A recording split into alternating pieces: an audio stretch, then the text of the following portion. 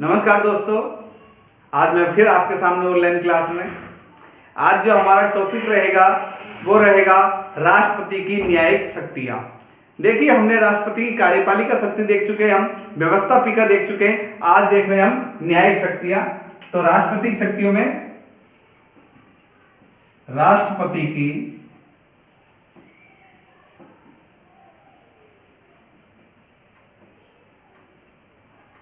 न्यायिक शक्तियों की बात करेंगे। आज न्यायिक शक्तियों की बात करेंगे हम राष्ट्रपति की। तो राष्ट्रपति की जो न्यायिक शक्ति है उसमें कौन कौन सी चीजें आती है, तो हम पहली बात करेंगे वो बात करेंगे कि ये राष्ट्रपति क्या करता है, सुप्रीम कोर्ट, किसके, सुप्रीम कोर्ट के जजों की नियुक्ति करता है। एससी मतलब सुप्रीम कोर्ट के जजों की नियुक्ति, जजों की नियुक्ति करता है। पहली बात क्या करता है वो, राष्ट्रपति सुप्रीम कोर्ट के जो जजेज हैं उनकी नियुक्ति करता है। इसके अलावा राष्ट्रपति हाई कोर्ट के जजों की भी नियुक्ति करता है। किसके, हाई कोर्ट के जजों की भी, अर्थात जजेज की भी क्या करता है, नियुक्ति करता है। पहली पावर इसकी ये है। दोनों पावर हम जानते हैं, न्यायिक शक्तियों में पहली पावर क्या हो गई कि राष्ट्रपति सुप्रीम कोर्ट के जजेस की भी नियुक्ति करता है तथा हाई कोर्ट के जजेस की भी नियुक्ति करता है। तो राष्ट्रपति क्या करता है, सुप्रीम कोर्ट के चीफ जस्टिस की नियुक्ति करता है तथा उसको शपथ भी दिलाता है। क्या करता है, सुप्रीम कोर्ट के जज की भी नियुक्ति करता है। किसकी, जज, सुप्रीम कोर्ट के जजों की नियुक्ति करता है। तो और क्या करता है, चीफ जस्टिस मतलब CJI, chief justice of India, इसकी क्या करता है, नियुक्ति करता है और इसको शपथ भी दिलाता है। क्या दिलाता है, इसको शपथ भी दिलाता है। अब देखिए, जो संविधान क्या कहता है, संविधान ये कहता है कि राष्ट्रपति है वो सीजेआई को, अर्थात जो चीफ जस्टिस ऑफ इंडिया है उसको क्या दिलाता है, शपथ दिलाता है, ये कहता है। और वो अपने द्वारा अधिकृत व्यक्तियों के द्वारा बाकी के जजों को भी क्या दिलवाता है, शपथ दिलवाता है। व्यवहार में क्या होता है, व्यवहार में हम देखते हैं सुप्रीम कोर्ट के सीजेआई की को शपथ कौन दिलाता है, राष्ट्रपति। अगर हम बात करें कि चीफ जस्टिस ऑफ इंडिया उसको शपथ कौन दिलाता है, तो राष्ट्रपति। और बाकी के जजों को कौन शपथ दिलाता है, तो कौन दिलाता है, सीजेआई दिलाता है। कौन दिलाता है, सीजेआई बाकी के जजों को शपथ दिलाता है, लेकिन सीजेआई को अधिकृत कौन करता है, राष्ट्रपति करता है। ये बात समझ में आ गई आपको। इसके अलावा हाई कोर्ट के जज है उनकी नियुक्ति भी यही करता है तथा तबादला, इंपॉर्टेंट ध्यान रखना, हाई कोर्ट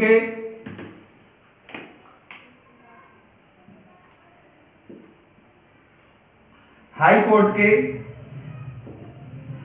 जजों का तबादला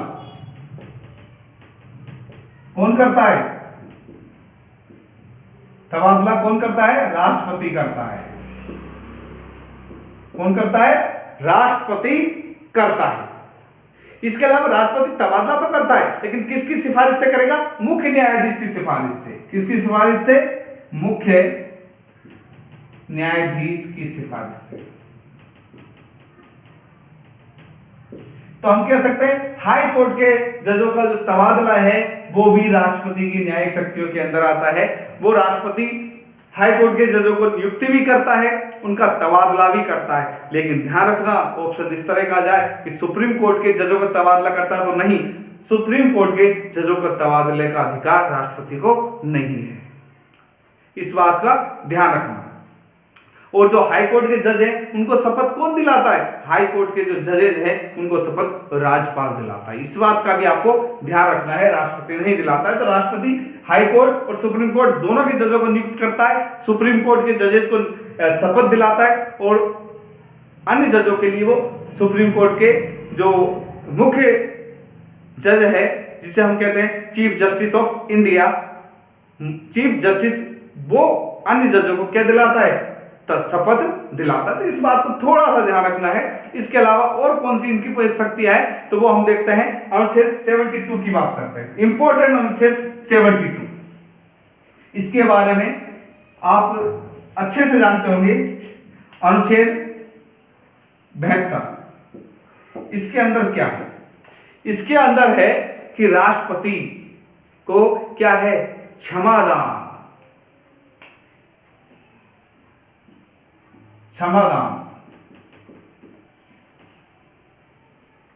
वो माफ कर सकता है दया याचिका पर। वो किसी व्यक्ति को क्या कर सकता है? माफ कर सकता है। देखिए कैसे होता है। अगर कोई सेशन कोर्ट है, इस सेशन कोर्ट ने किसी व्यक्ति को मृत्युदंड दे दिया। ये व्यक्ति गया हाई कोर्ट, सेशन कोर्ट ने दे दिया, ये गया हाई कोर्ट ने भी इसको क्या दे दिया? मृत्युदंड दे दिया। और ये गया सुप्रीम कोर्ट। अब सुप्रीम कोर्ट ने इसको क्या दे दिया? मृत्युदंड दे दिया। अब इसको मृत्युदंड निश्चित हो गया, लेकिन यह व्यक्ति अपनी दया याचिका लेकर के कहां जा सकता है? राष्ट्रपति के पास जा सकता है। और राष्ट्रपति के पास जाएगा ये, तो राष्ट्रपति क्या कर सकता है? इसकी दया याचिका पर इसको माफ कर सकता है अनुच्छेद 72 के हिसाब से। अब वो क्या क्या कर सकता है वो देखिए। अनुच्छेद 72 में वो क्या क्या चीजें कर सकता है, अगर हम उनकी बात करें तो हम 3 चीजों की बातें करेंगे। वो क्या कर सकता है? देखो, एक तो माफ कर सकता है, उसकी सजा को क्या कर सकता है? माफ कर सकता है।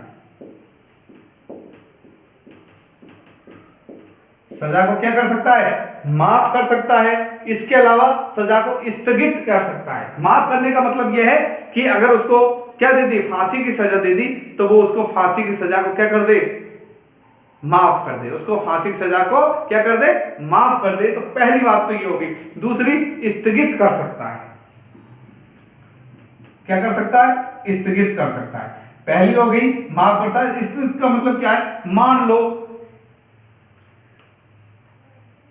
कि कोई महिला है, वो गर्भवती है, तो उस समय जब उसको फांसी होनी है, तो उसके समय को क्या कर सकता है?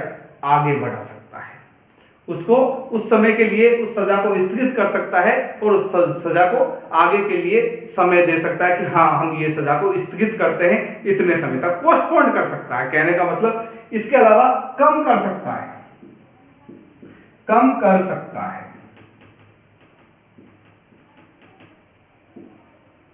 कम करने का मतलब यह है कि जो सजा है, मान लो किसी को उम्र कैद की सजा मिली है, उसकी सजा 10 साल कर दे, 5 साल कर दे, अर्थात उस सजा को कम कर सकता है।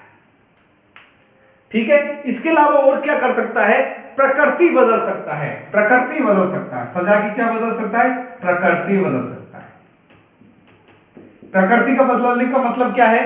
वो सजा की प्रकृति बदलने का मतलब क्या है? अगर फांसी की सजा है तो उसे उम्र को कैद में तब्दील कर सकता है। ये क्या हो गई? प्रकृति बदल गई उसकी, तो वो क्या कर सकते हैं? सजा की प्रकृति भी बदल सकते हैं। ये राष्ट्रपति की दूसरी न्यायिक शक्ति अनुच्छेद 72 हमें बताता है। उसके पास ये अधिकार है, वो माफ कर सकता है, स्थगित कर सकता है, सजा को कम कर सकता है, सजा की प्रकृति को बदल सकता है अनुच्छेद 72 के तहत। और ऐसा बहुत बार हुआ है, ऐसा बहुत बार हो चुका है। अब हम बात करते हैं अनुच्छेद 143 की। 143 में क्या है? 143 की बात करते हैं। न्यायिक शक्तियां चल रही है हमारी, और इसके अंदर अनुच्छेद 143 याद रहेगा आपको, अच्छे से याद रहेगा। किस तरह याद रहेगा 143? देखिए, आजकल जो ट्रेंड में चल रहे हैं, आई लव यू को क्या बोलते हैं? 143 बोलते हैं। आई लव यू को क्या बोलते हैं? 143 बोलते हैं लोग, है ना? तो ये तो याद रहेगा। पर इसमें क्या होता है, इसके अंदर क्या होता है, उसको हम इसी संदर्भ में जोड़ने की कोशिश करेंगे। तो ये कहता है कि राष्ट्रपति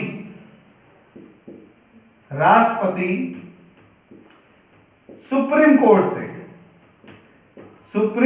कोर्ट से क्या ले सकता है? सलाह ले सकता है। क्या ले सकता है? सलाह ले सकता है, लेकिन सुप्रीम कोर्ट सलाह दे ना दे सुप्रीम कोर्ट की मर्जी। पहली बात, सुप्रीम कोर्ट सलाह दे ना दे ये किसकी मर्जी? सुप्रीम कोर्ट की मर्जी। इसके अलावा अगर मान लो सुप्रीम कोर्ट ने सलाह दे दी तो माने या ना माने ये राष्ट्रपति की मर्जी। आगे बात समझ में? माने या ना माने किसकी मर्जी?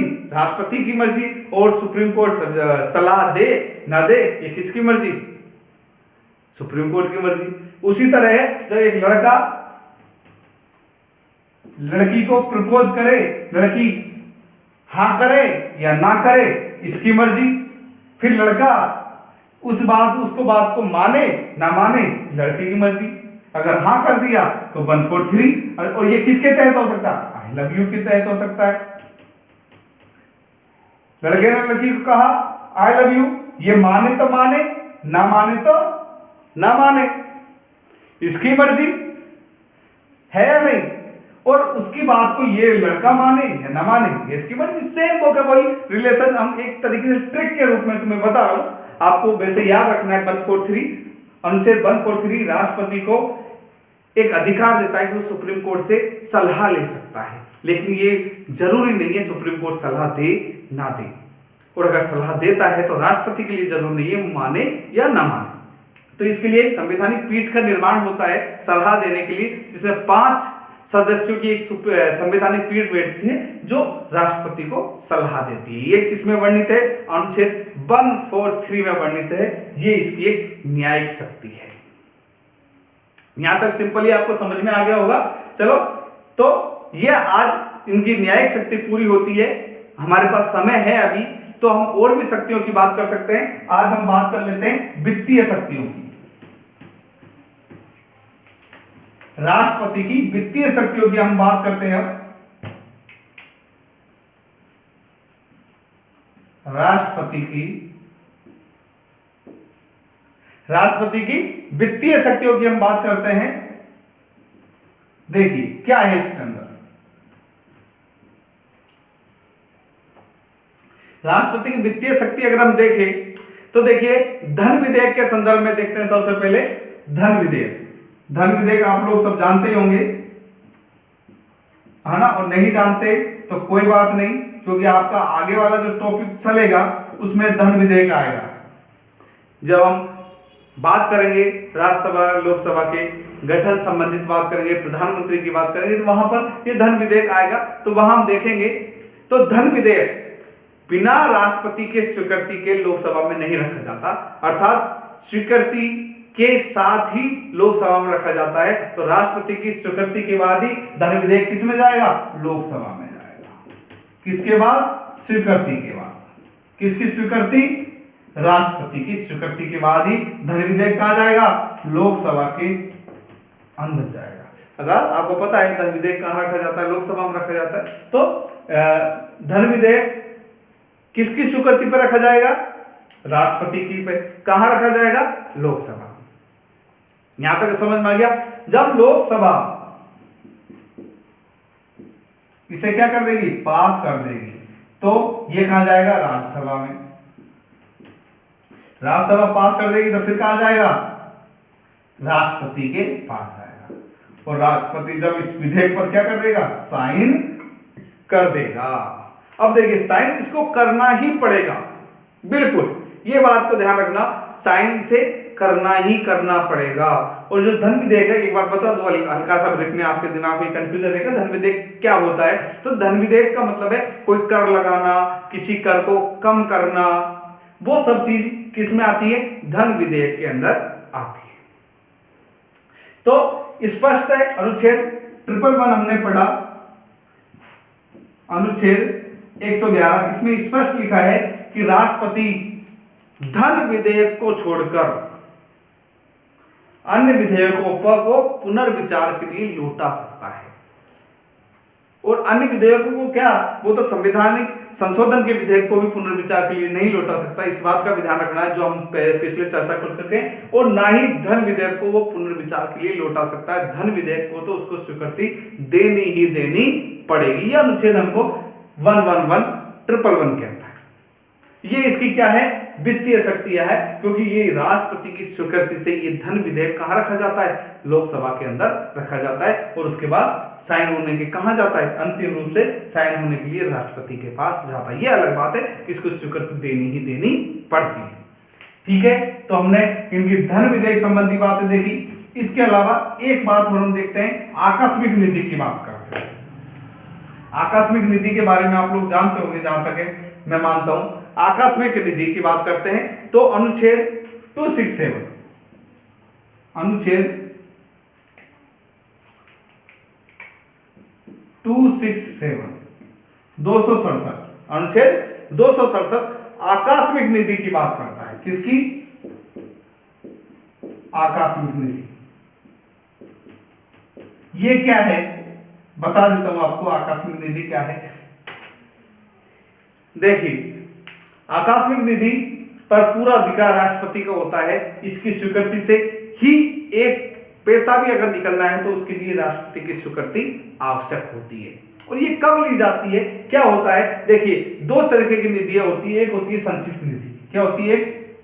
संचित निधि। वैसे तो 3 तरीके की होती है, लेकिन हम मुख्य रूप से 2 तरीके की बात कर लेते हैं, है ना। एक लोक निधि और होती है, हम उसकी बाद में बात करेंगे जब चर्चा चलेगी हमारी आगे। तो संचित निधि, इसका जो अनुच्छेद है उसका वर्णन है, जो इसका है वो है 266 अनुच्छेद 266 में संचित निधि के बारे में है। तो संपूर्ण हमारे जो कर व्यवस्था है, जो संपूर्ण जनता का पैसा इकट्ठा होता है वो कहाँ होता है? संचित निधि पे होता है। और संचित निधि में से हर पैसे को खर्च करने के लिए किसकी जरूरत पड़ती है? संसद की जरूरत पड़ती है। संसद में के सहारे ही संचित निधि में से पैसा निकाला जा सकता है। तो ये जब संसद का सत्र नहीं चल रहा हो और अचानक पैसों की आवश्यकता पड़ जाए तो कहां से लाओगे? अगर मोदी जी को अचानक किसी पैसे की आवश्यकता पड़ेगी तो कहां से लेगा? तो उसके लिए वो आकस्मिक निधि से पैसा लेंगे। जब संसद का सत्र ही नहीं चल रहा और संसद जब स्वीकृति दे ही नहीं सकती तो संचित निधि से पैसा निकल ही नहीं सकता। तो आकस्मिक निधि से निकलेगा। और आकस्मिक निधि पर किसका अधिकार होता है? राष्ट्रपति का अधिकार होता है। आकस्मिक निधि पर जो है पैसा देने का फैसला कौन करता है? राष्ट्रपति करता है। ये बात आपको समझ में आ गई। तो आकस्मिक निधि ये अनुच्छेद 267 में ये इसकी एक वित्तीय शक्तियों के अंदर आता है। इसके अलावा ये वित्त आयोग का गठन भी करता है अनुच्छेद 280 के तहत। ध्यान रखना, अनुच्छेद 280 किससे संबंधित है? वित्त आयोग। ये किसका करता है? हर 5 साल में। कब? हर 5 साल में एक वित्त आयोग का गठन करता है, जिसमें एक अध्यक्ष होता है और 4 अन्य सदस्य होते हैं। एक अध्यक्ष होता है और 4 अन्य सदस्य होते हैं। ऐसे एक वित्त आयोग का गठन कौन करता है? राष्ट्रपति करता है। और ये वित्त आयोग करता क्या है? ये वित्त आयोग क्या करता है? राज्य और केंद्र में जो वित्त का बंटवारा है उस संबंधी कार्य कौन करता है? वित्त आयोग करता है। और वित्त आयोग की जो सिफारिशें हैं वो राष्ट्रपति उन सिफारिश को संसद में रखवाता है। जो वित्त आयोग की जो सिफारिशें हैं उसको राष्ट्रपति कहां रखवाता है? संसद में रखवाता है। तो राष्ट्रपति एक वित्तीय शक्ति में हम इसको भी काउंट कर सकते हैं, इसको भी जोड़ सकते हैं। अनुच्छेद 280 के तहत राष्ट्रपति वित्त आयोग का गठन करता है, जिसका काम क्या है? केंद्र और राज्यों में वित्त का बंटवारा करना होता है। और राष्ट्रपति इसकी सिफारिश के आधार पर संसद में ये रखवा सकता है। इसके अलावा और क्या हो सकता है? अब देखिए, अगर हम बात करते हैं इसकी, तो वित्तीय शक्ति लगभग हमारी पूरी हो गई है। अब हम बात करेंगे एक शक्ति की और बात कर लेते हैं, कूटनीतिक शक्तियां। क्योंकि कूटनीतिक शक्तियों में राष्ट्रपति को ज्यादा कोई शक्ति प्राप्त नहीं है, तो लाइन 2 लाइन की बात है तो हम उसको छोड़ेंगे नहीं। आज हम वही बात कर लेते हैं, है ना। तो हम बात करते हैं राष्ट्रपति की कूटनीतिक शक्तियां। राष्ट्रपति